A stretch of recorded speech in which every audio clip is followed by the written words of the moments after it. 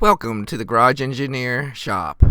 In today's video, we're going to do a speed run of an installation of an always-on power adapter. It's going in a 2016 Toyota Tundra, which is our shop vehicle. First, we are hooking up a power probe, and we're hooking one clamp to the positive and one clamp to the negative, and we go around to the driver's side fuse box. And what we're trying to figure out is which fuse is always on when the key is out. So we remove the cover so we can get an idea of what type of fuses we've got in here. And one of them that we have is a 25 amp sunroof fuse. Now this vehicle doesn't have a sunroof, so if that is always on, which I'm showing here, to see the red light, that means we got positive power without the key on, then that means that is a good donor fuse. I decided to put the power outlet in the center console there, so if we ever need to charge anything, we can charge it and stick it inside and hide it. So the first step is we've got to remove the trim around the center console so we can run the wire from the fuse box to that power outlet. So the first trim piece to come off is the shift knob trim piece, and all these trim pieces are just put in with clips, so there's no screwing required to take it out.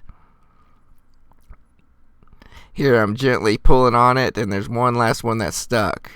And we're also using those plastic trim pry tools, and those are great for non-marring surfaces. Now the second trim piece we got to remove is the cup holder, and I start from inside the center console so that if there is any damage, it's on the inside and you can't see it from the outside. And there's the back side of our cigarette lighter plug. We just need to disconnect that power there. And this is the wire that we're going to use. It's a 14.2 gauge wire. It's probably a little overkill, but I like to. That's still a good rating for 15 amps. So I'm just roughly measuring the wire from the fuse box and running it under the dash. And then here I'm showing it where it's going through the tunnel, underneath the tunnel, and it's going to follow around the shift knob and then finally end up at that where we're going to have the power outlet. And there's that power outlet again from the back side. So here I'm just unplugging the factory connector, and I'll label that for future use if I ever want to put it back to stock.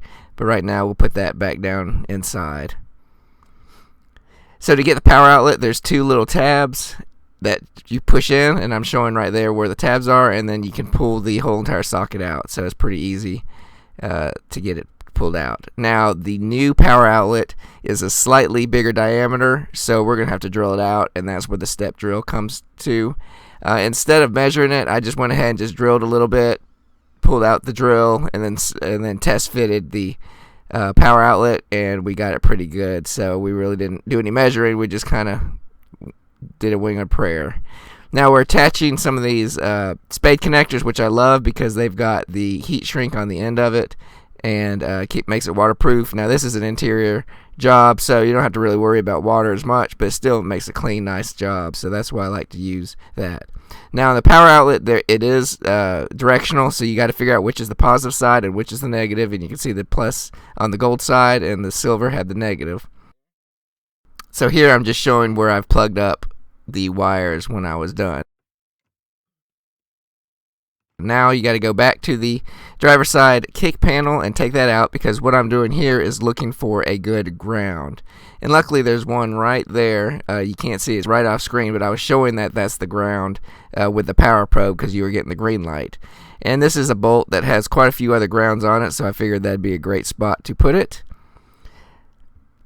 So then we needed to take our wire. We're just measuring it kind of to length and cutting off any of the excess, splitting the wire. And we're going to, you see I pushed the red wire back to the fuse area, so we kind of know how long we need for that. And then here I'm kind of measuring for the ground, and I don't need as much, so I cut it a little bit short. And I do have another one of these heat shrink, but this is a ring connector.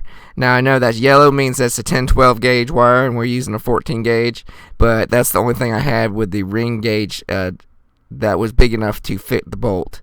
I think next time I'll probably find a kit that has some of the blue connectors with a bigger diameter of the ring gauge, because I've run into this problem before. But the 14.2 fit perfectly inside that, and it wasn't really an issue. You saw that I did a pull test on it, so it had a good connection, a good crimp connection. So now we're buttoning up the grounds and we're putting everything back together again. And then we move on to the power. Now this is something I love. It's a fuse splitter. What it does, it takes one fuse and you can add a second circuit to that same fuse. And it's fused separately. So you keep the original amperage fuse on there, but then you're also adding another line. So see, that blue fuse is going to be the fuse to go to our new line. And it comes with a butt connector. Now this isn't heat shrink because this is what came on it. I don't like it as much, but we still do pull test, and definitely we get good connection on that, so I'm not too worried about that. And see the slot, I haven't put in a second fuse yet, but because we're going to figure out what we need. So I pull out the fuse from the factory, and that is a 25 amp, but that's a mini, but it's called I think a low overhead fuse. So I don't have any of those, so I just get a 20 amp, which is fine because we don't have a sunroof, so we don't have to worry about the amperage. So I go ahead and put the 20 in there, and at the bottom of your screen I kind of miss it a little bit, but I'm installing the fuse splitter into the sunroof slot, and then I go back over to the power outlet, unplug the power, and then test it with our power probe to see if we're getting positive voltage. And you saw the red light, so that was showing that we were getting voltage there. And then you can look on the inside and you would get the light on for the power adapter. And I tested both USB plugs with my lightning cable on my phone. And I did want to show here that I didn't realize till a little bit later. See that power symbol? That is I think a conductive switch, and you can even switch on and off this power outlet. So that was definitely a plus. So I appreciate you watching with me, and here's our cat, Meow Meow, welcoming us while we were working, getting under our feet. And I hope you enjoyed it. If you want to see the full-length video of this, a little bit more instruction and commentary, check out the full video.